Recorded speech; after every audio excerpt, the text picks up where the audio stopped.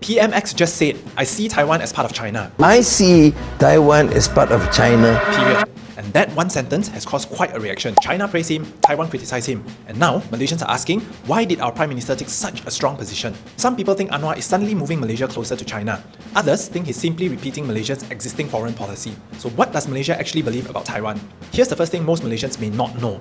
This policy actually didn't start with Anwar. Malaysia established diplomatic relations with the People's Republic of China in 1974. Since then, Malaysia has recognized Beijing as the sole legal government of China. And Malaysia's position today is even clearer. In an official Malaysia-China statement in 2025, Malaysia reaffirmed its One China policy and said Taiwan is an inalienable territory of the People's Republic of China. So Anwar's basic position wasn't actually new, but here's where it gets more complicated. Taiwan is not currently governed by Beijing. It has its own elected president, government, military, laws, and currency. Beijing says Taiwan is part of China and must eventually be reunified. Taiwan's current government rejects Beijing's claim and says the PRC has never governed Taiwan. So when people ask, is Taiwan actually under China? The simplest answer is, Taiwan is not under the PRC government's control today, but Beijing claims sovereignty over it, and Malaysia diplomatically follows a One China policy. But here's the really interesting part. Malaysia does huge business with both sides. In just the first 6 months of 2026, Malaysia's trade with China reached 325.27 billion. But during the same 6 months, Malaysia also traded 147.75 billion with Taiwan.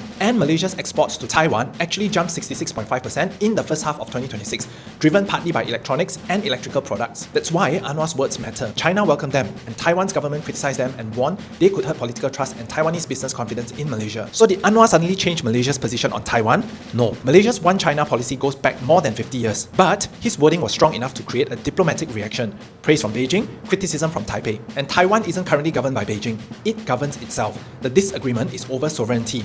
China claims Taiwan as its territory, while Taiwan's government rejects that claim. For Malaysia, that's the difficult balance, officially maintaining the One China policy while continuing major economic relationships with both China and Taiwan.